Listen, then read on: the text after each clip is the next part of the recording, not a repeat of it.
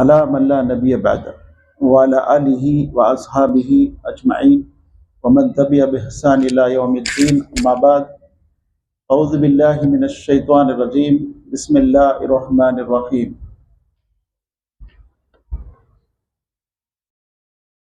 नमाज యొక్క షురూత్, తర్వాత అర్కాన్, తర్వాత వాజిబాత్, తర్వాత సున్నత్, నమాజ్ యొక్క సున్నతులు, ఇవన్నీ మనము వరుసగా వింటూ వచ్చాము. ఇప్పుడు నమాజ్ యొక్క పద్ధతి గురించి చర్చించడం జరిగింది.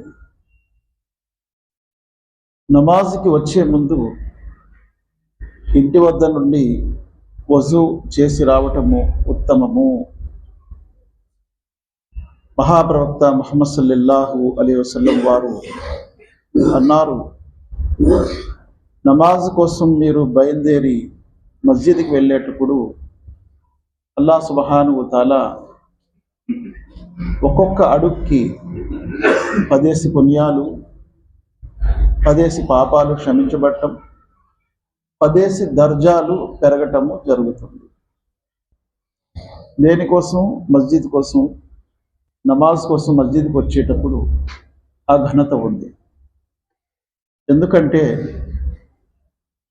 అల్లాహ్ సుబ్హానహు వ తఆలా యొక్క అర్ష్ నీడలో 7 రకాల ప్రజలకి స్థలం ఉంది ప్రత్యేకంగా.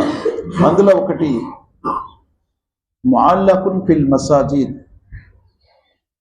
ఏ వ్యక్తి హృదయంలో అయితే మస్జిద్లో వేలాడుతున్నారో, అంటే ఒక నమాజ్ చదివారు, ఇంకో నమాజ్ కోసం ఎదురు చూస్తూ ఉంటారు, అటువంటి వ్యక్తులకు అల్లాహ్ సుబ్హానహు వ తఆలా అల్లాహ్ యొక్క అర్ష్ నీడలో స్థలం ఇస్తాడన్నారు.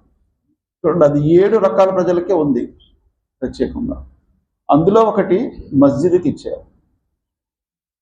ఒక నమాజ్ మస్జిద్లో చదివాము, ఇంకో నమాజ్ కూడా మస్జిద్లో చదవడానికి ఆ వ్యక్తి యొక్క తాపత్రయపడుతూ ఉంటాడు, ఆశపడుతూ ఉంటాడు. అందుకే మస్జిద్ వైపు వస్తున్నప్పుడు ఒక్కొక్క అడికి పుణ్యాలు ఉన్నాయి, పాప క్షమాపణలు ఉన్నాయి, అలాగే వారి దర్జాలు కూడా పెరుగుతూ ఉంటాయన్నారు. సహాబా మస్జిదుల వైపు నమాజ్ కోసము వెళ్ళటానికని దగ్గరికి వచ్చేద్దాము, ఇల్లు దగ్గర ఉంటే బాగుంటుంది అని ఆలోచించారు. మస్జిద్ నబవి కట్టిన తర్వాత ప్రవక్త సల్లల్లాహు అలైహి వసల్లం అన్నారు, ఒక్కొక్కడికి 10 పుణ్యాలు, 10 పాపాలు క్షమించబడతాయి, 10 దర్జాలు పెరుగుతాయంటే ఇంక సహాబా ఎక్కడ వారు అక్కడి నుండే రావటం స్టార్ట్ చేశారు. అంటే ఎంత దూరం నుండి వస్తే అంత పుణ్యాలు ఉన్నాయి, అన్ని పాపాలు క్షమించబడతాయి, అన్ని దర్జాలు పెరుగుతూ ఉంటాయి. అలాగే ప్రవక్త సల్లల్లాహు అలైహి వసల్లం వారు మస్జిద్కి వచ్చేటప్పుడు, ఇంటికాడి నుంచి కూడా మస్జిద్కి వచ్చేటప్పుడు ఒక దువా చదివేవారు. అల్లాహుమ్మ జఅల్ ఫీ ఖల్బి నూరం وفي بصري نور وفي سمعي نور وعن يميني نور وعن يساري نور وامامي نور وخلفي نور وفوقي نور وتحتي نور وجعل لي نور وفي لساني نور وحسبي نور ولحمي نور ودمي نور وشهري نور وبصري نور وجعل في نفسي نور وعازمني نور وعاتني نور. ఇందులో అంతా నూర్ నూర్ నూర్ నూర్ అని వస్తుంది. ఇదివా సహీ దువా. ప్రవక్త సల్లల్లాహు అలైహి వసల్లం వారు నమాజ్కి మస్జిద్కి వచ్చేటప్పుడు చదివేవారి ఒక రివాయత్లో. మరొకటి నమాజే ఫజర్ సున్నత్ చదివిన తర్వాత కుడివైపు తిరిగి పడుకొని ఈ దువా చదివేవారని మరొక రివాయత్లో వస్తుంది. మస్జిద్కి వచ్చేటప్పుడు వజూ చేసుకొని రావటము ఉత్తమము. తర్వాత మస్జిద్లో అడుగు పెట్టేటప్పుడు కుడి కాలు పెట్టాలి మరియు దువా చదవాలి. బిస్మిల్లాహి వస్సలాతు వస్సలాము అలా రసూలిల్లాహ్ అల్లాహుమ్మా అఫ్తాలి అబువాబా రహ్మతిక. ఒక సహాబీ ప్రవక్త సల్లల్లాహు అలైహి వసల్లం వారి కాలంలో మస్జిద్లో ఎంటర్ అవుతున్నారు, అడుగు పెడుతున్నారు, లోనికి వస్తున్నారు. ఆయన రాక ముందు ప్రవక్త సల్లల్లాహు అలైహి వసల్లం అన్నారు, ఇప్పుడు ఒక స్వర్గవాసి వస్తారు. ఇప్పుడు ఒక స్వర్గవాసి రాబోతున్నారు మస్జిద్లో. సహాబాలో ఒక సహాబీ అబ్దుల్లా బిన్ అమర్ బిన్ ఆస్ రదియల్లాహు అన్హు చాలా భక్తుడు, చాలా ఎక్కువగా నమాజ్ చదివేవారు, రోజాలు ఎక్కువ ఉండేవారు, తహజ్జుదులు ఎక్కువ చదివేవారు, ఖురాన్ ఎక్కువ చదివేవారు.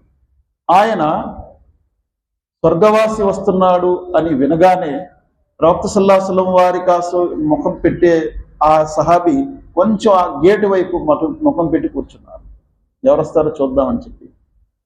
అంటే ఇప్పుడు ఎవరు ఎంటర్ అవుతారో మస్జిద్లో ఆ వ్యక్తి స్వర్గవాసి అన్నారు. చూసేసరికి ఒక వ్యక్తి వచ్చారు. ఆయన ఎలా మస్జిద్లో వచ్చారు ఆ విషయం ఇక్కడ రావి చెప్తున్నారు రివాయత్లో. ఆయన రాగానే చేతులు తమ ఎడమ చేతిలో చెప్పులు పట్టుకున్నారు. మస్జిద్ యొక్క మెట్లు ఎక్కుతూ చెప్పులు ఎక్కడైతే పెట్టాలో ఆ స్థలంలో పెడుతున్నారు. ఆ తర్వాత ఎంటర్ అవుతున్నారు. ఇలా 3 రోజులు ప్రవక్త సల్లల్లాహు అలైహి వసల్లం అన్నారు, ఇప్పుడు ఒక స్వర్గవాసి వస్తాడు, ఇప్పుడు ఒక స్వర్గవాసి వస్తాడు. 3 రోజులు ఆయనే వచ్చాడు, అదే రకంగా వచ్చారు. అంటే వజూ చేసి వచ్చారు, చెప్పులు తీసుకొచ్చి చేతిలో పట్టుకున్న ఎడమ చేతిలో చెప్పుల స్థలంలో పెట్టారు, మస్జిద్లో ఎంటర్ అయ్యారు.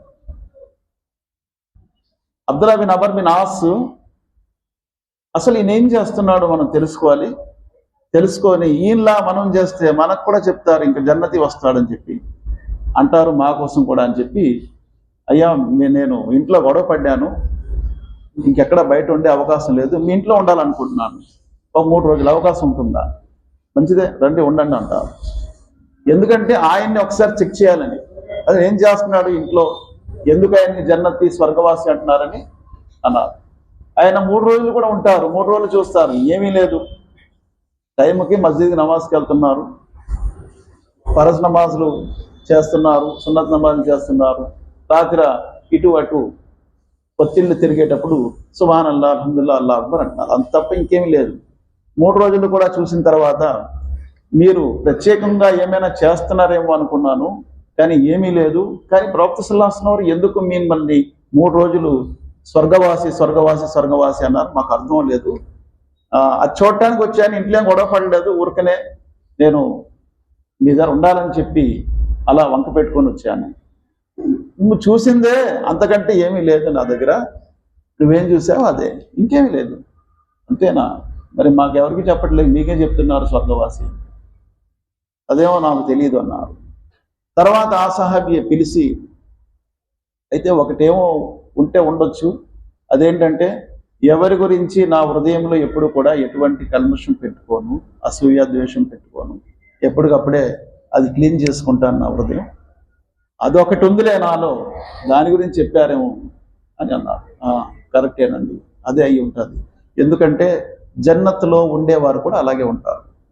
వనజాన మాఫీ సుదూరి మిన్ గిల్లిన్ తజరీ మిన్ తహతియల్ అన్హారు, అల్లాహ్ ఖురాన్లో సూరా అరాఫ్లో అంటున్నారు, జన్నత్లో వెళ్ళే వారి హృదయాలలో ఉన్నటువంటి కలుషితం అంతా కూడా తీసేస్తాడు అల్లాహ్ సుబ్హానహు. అక్కడ ఉండదు ఏమీ, ఎవరి మీద ద్వేషము, కోపము, ఉగ్రత ఏమి ఉండదు, క్లీన్ అయిపోద్ది. మరి అక్కడ ఉండవలసింది ఇక్కడే ఉందంటే ఆయన మనసు, ఆయన హృదయం అలాగ ఉందంటే స్వర్గవాసి అని చెప్పారు. ఎంత క్లియర్గా చెప్పారు చూడండి. కాబట్టి అల్లాహ్ సుబ్హానహు తఆలా మస్జిదులకి వెళ్ళే వారి గుణలక్షణాలు అలా ఉండాలనే విషయం కూడా ఇక్కడ తెలుస్తుంది మనకు. అలా ఇంటికి వెళ్ళేవారు అలా ఉండాలి, ఆ సహాబీ అలా ఉండేవారు, అలా ప్రవర్తించేవారు. మస్జిద్కి చాలా వినయ విధేయతలతో రావాలి, ఎందుకంటే అల్లాహ్ సుబ్హానహు తఆలా ఇల్లు ఇది. మన ఇంటికి మనం వెళ్తున్నప్పుడు ఎలా వెళ్తాం, ఎవరైనా కలెక్టర్ గారు లేకపోతే రాష్ట్రపతి గారు ప్రధానమంత్రి గారు ఇంటికి వెళ్తే ఎలా వెళ్తాం, అల్లా ఇంటికి వస్తున్నప్పుడు ఎలా రావాలి, కొంచెం మనం ఆలోచిస్తే సరిపోతుంది. అల్లాహ్ సుబ్హానహు తఆలాతో దుఆ చేస్తూ ముగిస్తున్న అల్లాహ్ ఖురాన్ మరియు హదీస్ రెండు చదువుతూ వాటిని ఆచరిస్తూ ఆ విషయాన్ని తెలియని వారి వరకు అందించే భాగ్యాన్ని ప్రసాదించుగాక. ربنا تقبل منا انك انت السميع العليم وتب علينا انك انت التواب الرحيم سبحان ربك رب العزة عما يصفون وسلام على المرسلين والحمد لله رب العالمين برحمتك يا ارحم الراحمين.